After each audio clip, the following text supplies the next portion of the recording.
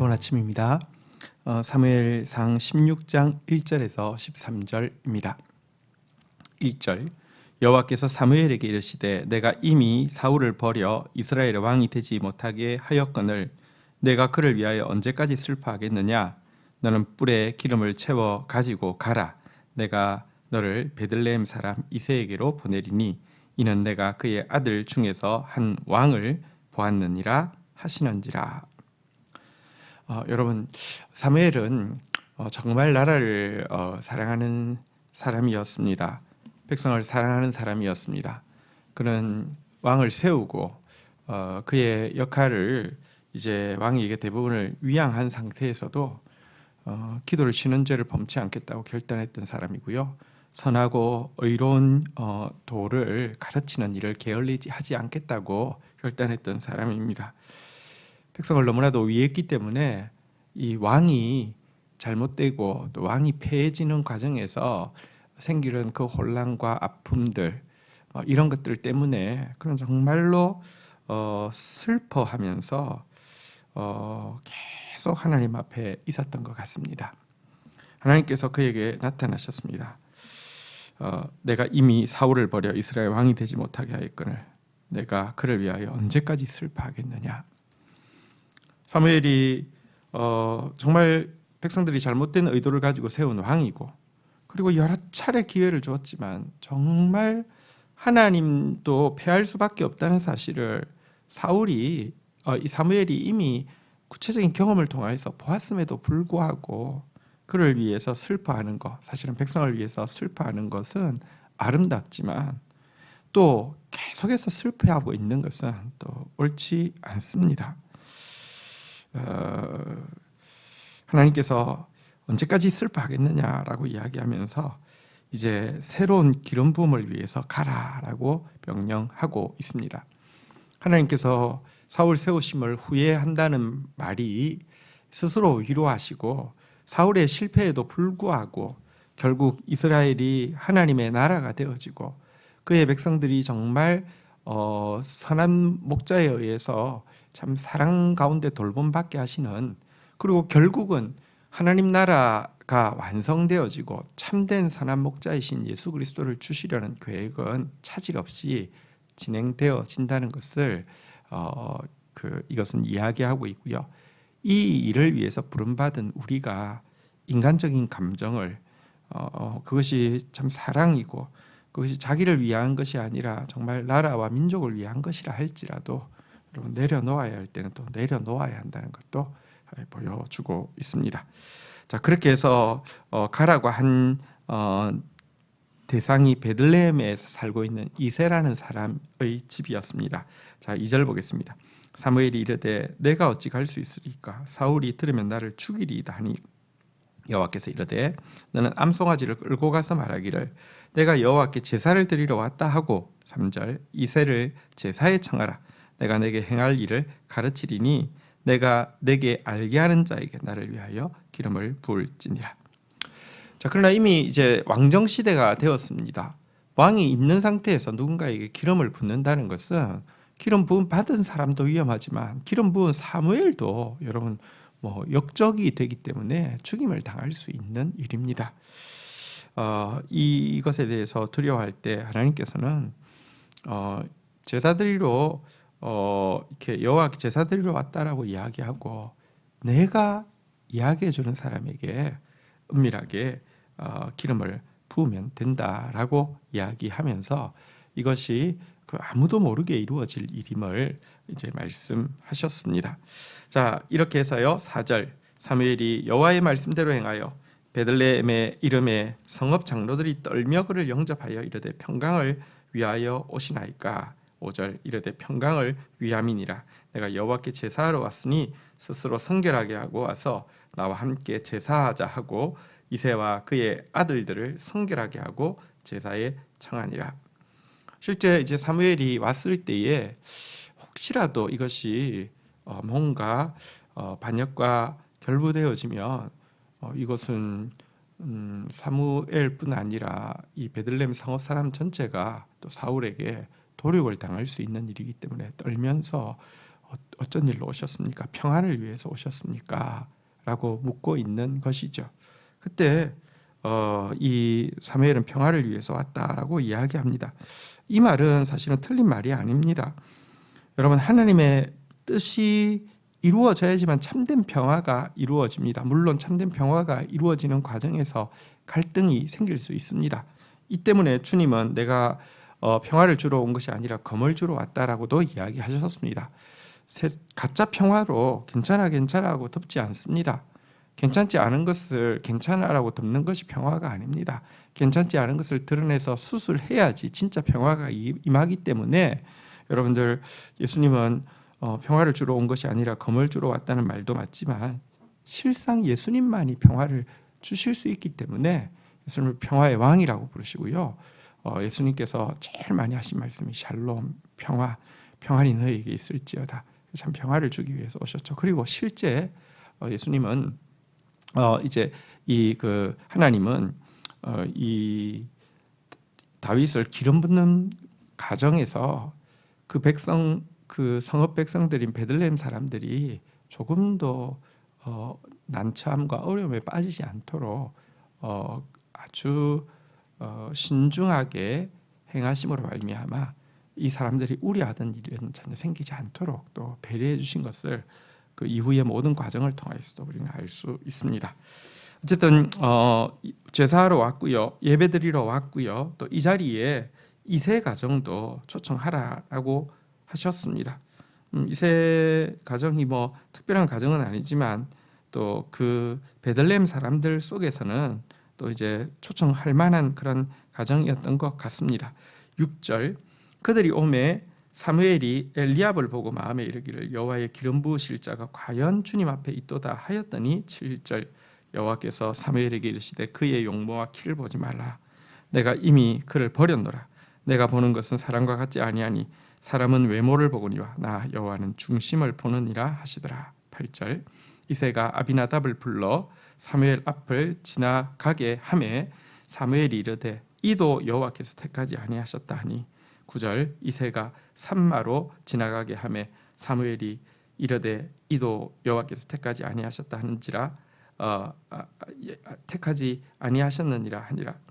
10절, 이새가 그의 아들 7을 다 사무엘 앞에 지나가게 하나 사무엘이 이새에게 이르되 여호와께서 이들을 택하지 아니하셨느니라 하고.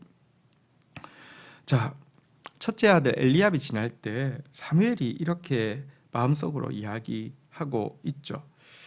과연 주님 앞에서 기름 부으실 만한 자가 여기 있구나. 근데 여호와께서 그의 용모와 키를 보지 말라. 나는 이미 그를 버렸다. 내가 보는 것은 사람과 같지 않고 사람은 외모를 보지만 나는 중심을 본다. 이렇게 말씀하셨습니다. 여기서 우리 한 가지 알게 됩니다. 평생을 하나님의 종으로 섬긴 사무엘이지만 그 역시 사람을 볼 때 키와 용모, 요즘으로 이야기하면 학벌이 될 수도 있고요, 또 건강이 될 수도 있고요, 재능이 될 수도 있고요, 재력이 될 수도 있고요. 이게 있으면 훨씬 도움되지, 이게 있으면 훨씬 유리하지, 이게 있으면 훨씬 그럴듯하지, 이런 생각을 사무엘도 가졌다고 이야기합니다. 그렇다고 하면 인간이 얼마나 여러분 외모에 의해서 좌우되어지는지 저는 얼마나 다 하겠습니까? 또 여러분들은 얼마나 다 하시겠습니까? 인정하십시다. 그러나 그렇기 때문에 더더욱 외모가 아니라 중심을 보시는 하나님 앞에서 우리가 외모 보고 속지 않게 해 주시고, 또 혹은 외모 때문에 중심을 보지 못하는 일이 없게 해달라고 계속 기도하는 것이 필요함을 이 본문은 우리에게 보여주고 있는 것입니다. 자, 그래서 7 아들을 다 지나갔지만 그 가운데 없음을 이렇게 이제 알고는요, 이게 다냐 이렇게 이야기를 하게 되죠. 11절입니다. 또 사무엘이 이새에게 이르되 내 아들들이 다 여기 있느냐? 이새가 이르되 아직 막내가 남았는데 그는 양을 지키니이다. 사무엘이 이새에게 이르되 사람을 보내어 그를 데려오라.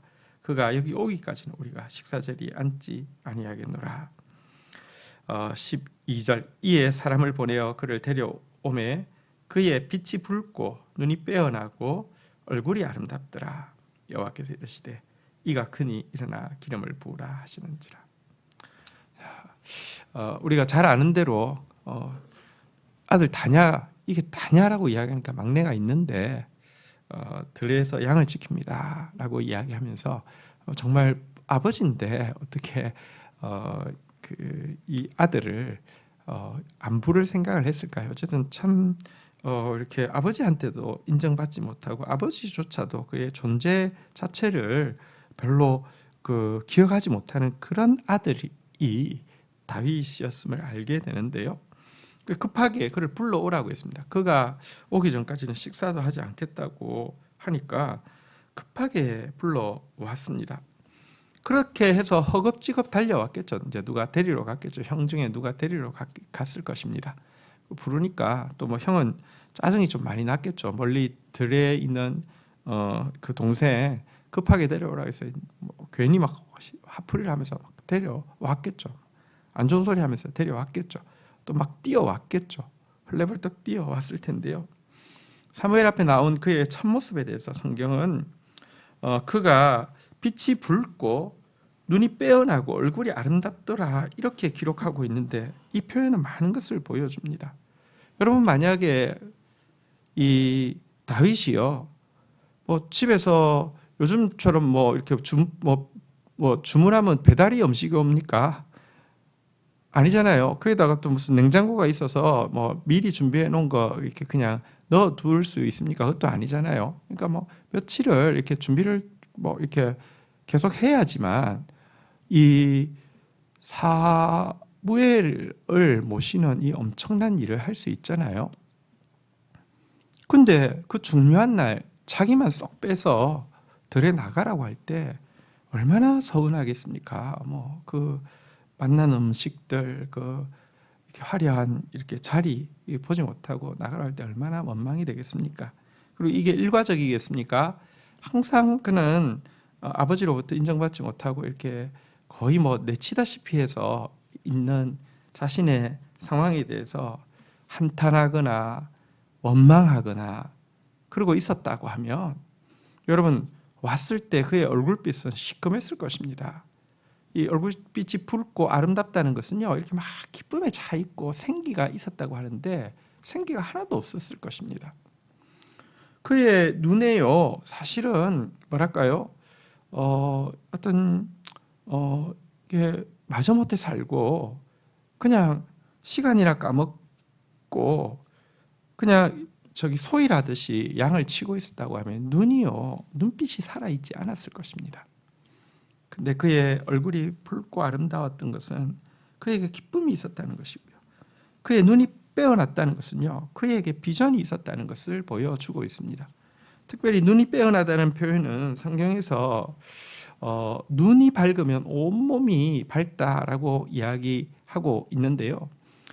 이 눈이 밝으면 한다는 것은 이제 눈이 한 곳을 바라본다는 뜻인데요. 여러분 그는 정말 들판에 있었지만 여호와는 나의 목자시니 내가 부족함이 없도다라고 고백하면서 여호와께 눈 맞추다가 여호와 때문에 만족해서 기쁘고 부족함이 없기 때문에 행복하고 그래서 그의 얼굴에 빛이 나고 있었던 것을 보게 됩니다. 아무도 봐주는 이가 없었지만 하나님은 그 같은 다윗의 모습을 보셨습니다. 하나님께 눈 맞추고 있는 다윗의 눈을 하나님께서 보시고 눈여겨보시고 눈으로 점찍어 두셨던 것입니다. 하나님으로 인해서 기뻐하는 그를 하나님께서 기뻐하시고 저는 내 마음에 합한 자다. 내가 저를 통하여서 내 뜻을 다 이루겠다. 이렇게 결정해 두셨다는 것입니다. 아무도 보고 있지 않아도 하나님은 보고 계십니다. 13절 사무엘이 기름 뿔병을 가져다가 그의 형제 중에서 그에게 부었더니 이날 이후로 다윗이 여호와의 영에 크게 감동되니라. 사무엘이 떠나서 라마로 가니라. 아마도 사무엘이 이렇게 이제 기름을 부었지만 이 행위가 왕으로 기름 붓는다 이런 그 느낌은 당사자도 가족도 베들레헴의 장로들도 아무도 인지하지 못한 것 같습니다. 이것은 그냥 뭐랄까요? 이제 축복해 주는 그런 의미로 주께서 내 원수의 목전에서 내게 기름을 부으시고